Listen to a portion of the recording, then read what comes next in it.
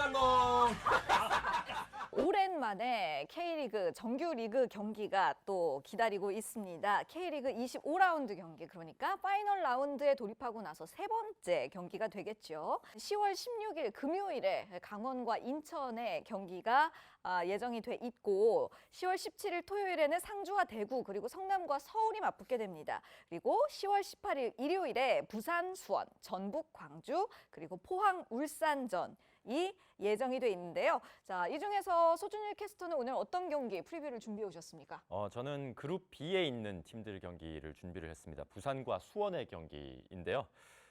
지난 라운드에서 승리를 각각 거두면서 한숨을 돌린 두 팀이 되겠습니다. 하지만 역시 아직까지 리그가 끝나기까지는 경기들이 남아있기 때문에 이 맞대결에서 지는 팀은 또다시 어려움에 처할 수 있습니다. 10위에 랭크가 돼 있는 팀이 바로 부산이 되겠습니다. 승점 24점이고요. 그리고 8위에 수원이 있습니다. 승점 27점인데 수원 같은 경우에는 역시 박건하 감독이 부임을 한 것이 완전히 이 팀의 터닝 포인트가 되었죠. 부임 이후에 3연승을 거뒀는데 강원, 서울, 그리고 인천까지 이렇게 잡았습니다. 승리를 거둔 상대팀의 면면을 살펴봐도 그렇고 자존심 싸움에서도 이겼고 그리고 실리적으로 이 팀이 살아남기 위해서 필요한 승점까지도 모두 다 가져갈 수 있는 그런 두 마리 토끼를 다 잡은 박건하 감독의 그 세 판이 아니었나 싶습니다. 그리고 부산 같은 경우에는 사실 분위기가 굉장히 안 좋았던 팀이었죠. 지난 라운드에서 승리를 거두기 전까지는 그 전에 5경기를 보면은 무패패패. 그러니까 좋지 않네요. 2무 3패를 기록을 하면서 결국 조덕재 감독이 사임을 하는 상황이 발생을 했고 그 이후에 이기영 감독 대행이 임시로 지휘봉을 잡으면서 서울전을 맞이를 했는데 이 경기에서 또 2대1로 승리를 거두었습니다. 그렇기 때문에 좀 하락세를 타고 있었던 그런 팀의 사이클을 다시 올릴 수 있는 한 판을 가지고 올 수가 있었는데 그것도 특히 원정에서 이 경기를 이겼다는 것이 굉장히 좀 바로 요 앞에 상암 그렇죠. 월드컵 큰 경기장에서. 의미가 있다고 할 수가 있겠습니다. 수원 같은 경우에는 이 경기를 앞두고 전 경기들을 한번 되돌아본다면 자신들이 익숙한 그 백스리 기반의 3-5-2 포메이션을 확실하게 박건하 감독이 다시 이식을 시킨 것 같습니다. 주승진 감독 대행이 있었을 때는 다시 백포로 갔다가 이런 혼란상들이 있었는데 다시 백스리로 돌아왔어요. 헨리라든지 조성진 같은 그런 수비 자원들이 현재는 빠져 있는 상황이긴 합니다만 그럼에도 불구하고 중앙에 있는 민상기 선수를 중심으로 해서 양상민이라든지 장호익 같은 선수들이 백스리를 든든하게 지켜주고 있고 그리고 그 바로 앞에 역시 FA로 영입된 선수죠. 이 선수 진짜 꿀입니다. 한석종 선수가 든든하게 지켜주고 있고 고승범 선수도 한 달 정도 빠져 있다가 다시 돌아왔고 그리고 김민우라든지 김태환이라든지 그리고 이기재 선수 이런 선수들도 양옆 그리고 중앙까지 번갈아서 나오면서 굉장히 활발하게 움직여주고 있습니다. 이기재 선수도 전역하고 돌아온 거죠? 그렇죠. 예. 그리고 전방에 역시 굉장히 중요한 키맨이 숨어 있는데 저희가 지난번 방송에도 말씀을 드렸었죠. 한석희 선수가 정말 알토란 같은 역할을 하고 있다고 말씀을 드려야 될 것 같습니다. 이 선수가 아직까지 공격 포인트가 없긴 하죠. 그렇기 때문에 선수 본인도 약간 좀 답답할 것이고 수원 팬분들도 한석희 선수가 돌파도 잘하고 뭐도 잘하고 다 잘하는데 결정적인 상황에서 골을 못 넣어 이런 아쉬움이 분명히 있기는 할 겁니다. 그럼에도 불구하고 박건하 감독이 이 선수를 중용하는 이유는 역시 공이 없었을 때의 움직임이 좋고 공을 잡았을 때도 좁은 공간에서 본인이 직접 몰고 들어가면서 다른 선수들을 위해서 공간을 만들어준다든지 아니면 본인이 직접 골 찬스까지 노려볼 수 있는 상황들을 만들어주기 때문에 결국 이 선수가 있기 때문에 수원이 최전방에서 돌아갈 수 있다라고 말을 해야 될 것 같거든요. 그렇다 보니까 옆에 나오는 타가트 선수까지 덩달아서 부활을 드디어 성공을 했습니다. 해트트릭을 하는 그런 모습들도 있었고요. 아직까지 시즌이 끝나진 않았지만은 수원이 굉장히 좀 안전한 위치까지는 올라왔어요. 하지만 역시 부산은 그에 비해서는 아직까지는 조금 불안한 상태입니다. 감독이 바뀌면서 이기영 감독 대행의 첫 번째 경기를 우리가 볼 수 있었는데 이 경기에서는 일단 4-1-4-1 포메이션으로 나왔다 이렇게 봐야 될 것 같습니다. 골키퍼 최필수 선수를 중심으로 해서 굉장히 많이 막았었죠. 이 경기에서. 이상준, 김동우, 김명준 그리고 김문환 선수가 백포를 이뤘고 그 앞에 박종우 선수 혼자서 수비 라인을 좀 지켜주는 역할을 했습니다. 그리고 중원에는 이규성 선수와 김정현 선수가 박종우 선수 앞에서 중앙에서 활발하게 움직이면서 패스를 주고받았고 김승준과 이동준이 양옆에 윙어로 나와서 하프 스페이스 쪽으로 조금씩 좁혀 들어오면서 윙백들에게는 측면을 내주고 이 선수들은 조금 더 중앙 지향적인 그런 모습을 보여줬습니다. 그리고 이정엽 선수 익히 잘 알고 계시다시피 원톱이긴 합니다만 최전방에만 머물러 있는 선수가 아니죠. 이 경기에서도 아래쪽으로 많이 내려오면서 연계 플레이에 신경을 쓰는 모습이었는데 네, 많이 뛰어주는 선수죠. 예. 이 FC 서울과의 경기를 지켜보면 기본적으로는 팀 벤투가 팀 학범과의 경기 1차전에서 보여줬던 모습과 굉장히 좀 유사하지 않았나 싶습니다. 4-1-4-1 진영 속에서 수비형 미드필더 그러니까 박종우 선수가 센터백들 사이로 내려와서 빌드업을 도와주고 그리고 좌우 풀백들은 대신에 좀 수비보다는 공격에 좀 더 전념을 하면서 터치라인 따라서 활발하게 올라가는 그런 모습들 그리고 센터포워드 이정엽 선수는 전방에만 있지 않고 때때로 내려와주면서 기점 역할을 만들어주는 그런 역할들을 했었는데 서울전에서 이런 시스템이 굉장히 부드럽게 잘 돌아갔습니다. 그리고 김승준 선수와 이동준 선수가 안쪽으로 들어오면서 골 찬스를 계속해서 노려줬었고 이규성 선수와 김정현 선수의 얘기도 해야 될 것이 서울이 자신들의 진영에서 좀 압박을 하면서 공을 뺏으려고 하면은 이 선수들도 좀 발군의 볼키핑 능력들을 보여주면서 짧은 패스로도 충분히 공간을 썰어나갈 수 있다는 모습을 이 경기에서 충분히 증명을 했습니다. 두 번째 골 장면 역시 이규성 선수의 뛰어난 볼키핑 능력이 있었기 때문에 박종우 선수가 결국은 프리킥에서 골을 넣을 수 있지 않았나 그런 생각이 드는데요. 결국은 비교적 이른 시점에 첫 번째 골이 들어가면서 좀 더 안정적인 경기 운영을 할 수 있었던 부산의 그런 편안한 한 판이 됐습니다. 그래서요. 그래서 부산과 수원의 경기죠. 부산이 홈에서 경기를 치르게 되겠습니다. 사실 이전까지의 경기의 내용들을 보면은 부산이 조금 더 주도권을 쥐고 수원은 조금 더 안정적으로 가면서 한석희 선수를 위주로 해서 좀 역습을 노리는 그런 한 판이 되지 않을까 싶은데 그래서 저는 아주 조심스럽게 예. 수원의 승리. 뭐 반전인데요? 수원의 승리. 수원의 승리. 네.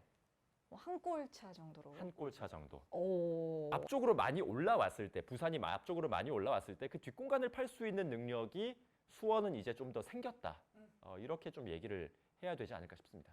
또 같은 날에 이 포항의 홈그라운드 스틸야드에서 포항과 울산이 올 시즌 마지막 동해안 더비를 펼치게 됩니다. 이것도 빅매치가 되겠는데 이 경기 프리뷰는 황덕현 해설위원이 준비하셨죠? 네, 올 시즌 네 번째 동해안 더비입니다. 지금 FA컵에서 양 팀이 한 번 더 만났죠. 그래서 이제 울산이 이제 승부차기 끝에 이거 혹시 승부차기 보셨나요? 맞습니다. 진짜 대환장 파티 아닌가요? 솔직히 얘기해서. 역대급이었죠. 네. 제일 최근 리그 맞대결에서도 울산이 이겼고 그리고 가장 최근에 열렸었던 매치는 FA컵이었습니다. FA컵에서도 이제 울산이 승리를 공식 기록은 무승부로 이게 되겠지만 어찌됐건 경기 결과에서 울산이 이겨서 FA컵 이제 결승에 진출했으니까 3번을 양 팀이 만났는데 다 울산이 이겼습니다. 이거를 일단 전제로 좀 깔고 가야 될 것 같고요. 각 팀의 최근 5경기 흐름을 보면 포항 같은 경우는 7경기 동안 지금 패배가 없습니다. 그리고 광주, 전북 그리고 이에 앞서서 상주까지 잡아내면서 3연승을 또 기록을 하고 있죠. 울산 같은 경우는 전북에게 패배한 것을 제외하고는 2승 2무 1패를 기록을 하고 있습니다. 양 팀의 역대 전적은 63승 51무 57패로 포항이 좀 이제 우위를 점하고 있는데 최근 5경기에서는 울산이 3번 이기고 포항이 2번 이겼을 정도로 울산이 최근 동해안 더비에서는 상당히 좀 강세를 보이고 있다고 보시면 되겠습니다.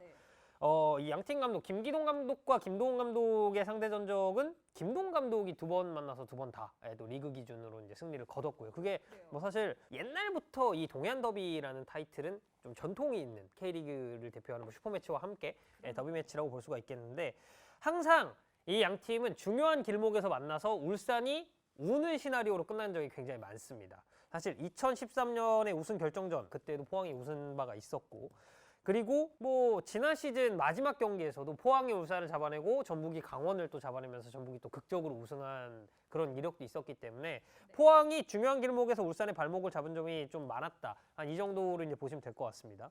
울산을 상대로 포항이 지지만 않으면 아시아 챔피언스 리그 플레이오프행을 자력으로 확정을 할 수가 있습니다. 그렇기 때문에 포항 입장에서도 이 경기는 나름의 좀 동기부여가 있다고 볼 수가 있겠고요. 저는 이게 좀 중요하다고 보는 게 사회적 거리두기가 지금 1단계로 조정이 되지 않았습니까? 그래서 동해안 더비에서는 다시 관중을 받을 수가 있습니다. 이게 저희가 스페셜 매치에서는 2차전에 관중이 들어오긴 했지만 육성 응원이 안 됐어요. 예, 아무래도 그 비말을 조심해야 되니까. 네, 그래서 마스크를 착용하고 이제 그때 이제 전광판에 나왔었던 문구 중에 하나가 육성 응원은 안 되지만 박수는 마음껏 치셔도 됩니다라는 그런 문구가 있었거든요. 근데 이 경기에서는 사실 이제 어떻게 될지 모르고 이제 또 팬들의 지지를 받은 포항 선수들이 또 어떤 힘을 낼지를 좀 지켜봐야 될 것 같기 때문에 이것은 포항에게 조금 더 이제 유리하게 전개가 될 것이라고 그 보고요. 포항 관중들 그 무슨 그 뭡니까? 그 해병대 응원가 이런 거 부르지 않아요? 아 그렇죠. 팔강모 사나이. 해병대가 오면 부르죠. 그렇죠. 오. 해병대가 직접 부르죠. 아, 그들이 오게 되면 부르는 거군요. 해병대가 불러요. 그래서 공식 뭐 있는 줄 알았는데. 네, 그래서 예전에 그 J리그 팀 중에 우라와레즈라는 팀이 있는데 그 팀이 정말 서포터가 많기로 유명해요. 거기다가 극우 성향이고 네. 굉장히 배타적이고 그 J리그 내에서도 좀 외국인들을 차별한다든지 좀 맞아요. 안 좋은 이야기에 우라와 레즈의 서포터들이 좀 많이 연루가 될 정도로 좀 강성이죠, 그 팀. 제가 개인적으로 2013년에 또 그 사이타마를 갔다 오지 않았겠습니까? 말은 더듬지 마시고요. 네네네네. 아니, 근데 거짓말 지어내고 있는 건 아니잖아요. 아니에요. 제가 그때 진짜 무서웠던 게 보통 원정석은 이제 그 반대편에 있죠. 홈 응원하는 서포터즈. 근데 거기는 양쪽에 철장을 놓고 그 펜스 넘으면 우라와 팬들이 이렇게 있습니다. 그래서 우리가 응원을 시작하면 막 물병 던지고 뭐물 뿌리고 막 이랬단 말이에요. 아, 무섭네. 근데 그 우라와레즈가 포항으로 원정을 왔습니다. 근데 그때 해병대가 왔죠. 그래서 이제 응원전에서 또 8강모 사나이를 아주 멋지게 보여준 이력이 K리그 팬들 사이에서는 굉장히 많은 화제가 그 됐어요. 유튜브 찾아보시면 나옵니다. 네. 8강 무산에 검색해보면 네, 됩니까? 나와요. 예, 알겠습니다.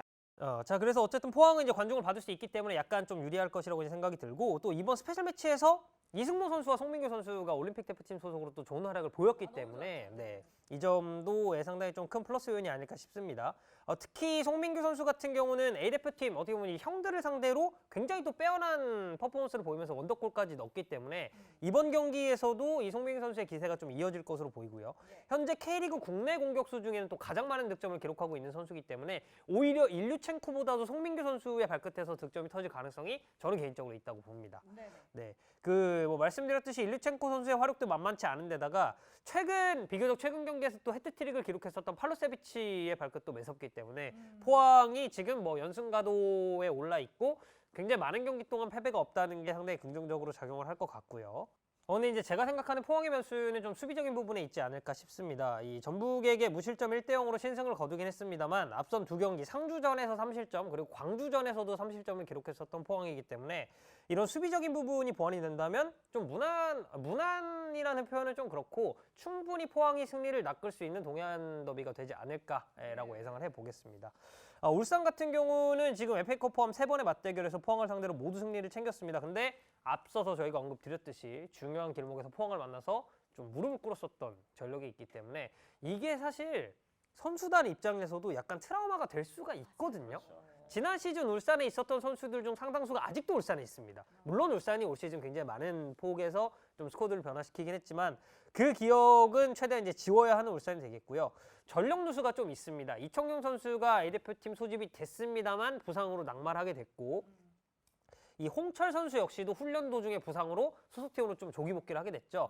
그래서 이 두 선수의 전력 누수를 좀 어떻게 울산이 메울지도 상당히 기대가 되고 하지만 이제 준이호 선수가 지금 올 시즌 또 25골로 아주 파죽지세를 보이고 있기 때문에 네, 울산의 골무원이죠. 그렇죠. 그래서 이제 준이호 선수의 이 활약상에 따라서 이 울산이 기대할 만한 근거는 충분하다고 생각이 됩니다. 이 동시간대에 펼쳐지는 경기가 전북이 이제 광주를 만납니다. 근데 광주 같은 경우는 이미 6위가 확정이 됐어요. 그래서 어떻게 보면 동기부여가 조금 떨어진다고 볼 수도 있기 때문에 전북이 뭐 승리를 거둔다고 가정했을 때 만약 울산이 포항에게 발목을 잡힌다? 그럼 양 팀의 승점은 다시 동일해집니다. 이렇게 되면 사실 울산 입장에서는 지난 시즌의 아픔을 조금 생각을 해볼 수밖에 없는 불안해지기 시작하는 거죠. 그렇죠. 다음 라운드가 또 전북전이거든요. 그렇죠. 그러니까 사실상의 우승 결정전이 될 겁니다. 네. 그 와, 이거 경기가. K리그 대진표 진짜 누가 짠 거예요. 아, 정말 천재가 아니신가 싶네요. 앞서서 제가 이제 스페셜 매치에서 포항 선수들이 쏠쏠한 활약을 펼쳤다고 말씀을 드렸는데 A 대표팀에서는 울산 선수들이 또 굉장히 잘했었죠. 일단은 뭐 이동경 선수는 득점도 기록을 했고 조현우 선수는 아주 멋진 선방을 보여줬었고 이 외에도 뭐 김태환, 원두재, 뭐 윤빛가람 이런 선수들이 A 대표팀 소속으로 또 이제 경기를 치르면서 울산 입장에서는 상당히 플러스 알파가 될 것 같고요. 이 원두재 선수가 조규성 선수와의 경합 과정에서 목 부상을 좀 당했어요. 그래서 이게 뭐 2차전에도 못 나왔기 때문에 포항전에도 나올지는 아직까지는 모르겠습니다만 어찌됐건 뭐 앞서 말씀드렸듯이 홍철, 이청용 그리고 뭐 원두재까지도 약간의 누수가 있는 울산이라고 볼 수가 있겠습니다. 울산이 사실 이런 A 대표팀에서 좋은 활약을 펼쳐줬던 선수들이 과연 동해안 더비에서도 좀 어떤 퍼포먼스를 보일지가 저는 개인적으로 기대가 많이 됩니다. 네, 그래서요. 저는 포항 승리 보겠습니다. 어쩐지 분석하신 게 근데 좀 포항 승리 쪽으로 기울어져 있는 것 같았어. 그러니까 올 시즌 맞대결에서 울산이 다 이긴 건 맞아요. 근데 지금 너무 중요한 길목이고 하필 만난 상대가 또 포항이다? 이거는 저는 경기 외적인 부분이 상당히 많이 작용을 할 수 있을 거라고 생각이 좀 드네요. 네, 또 트라우마가 무서운 법이니까요. 네. 자, 이렇게 해서 올 시즌 4번째이자 마지막 동해안 더비가 펼쳐지게 됩니다. 과연 황덕연 해설위원의 예측대로 포항이 승리를 거두게 될지 아니면 오랜만에 또 황덕연의 저주가 발동이 걸릴지 함께 흥미롭게 지켜봐 주시면 좋겠습니다. 저희는 다음 주에 또 알찬 축구 소식 가득 가지고 찾아뵙도록 하겠습니다. 이번 주도 K리그, 다음 주도 축구 축구 살롱! 황덕연의 콜센터.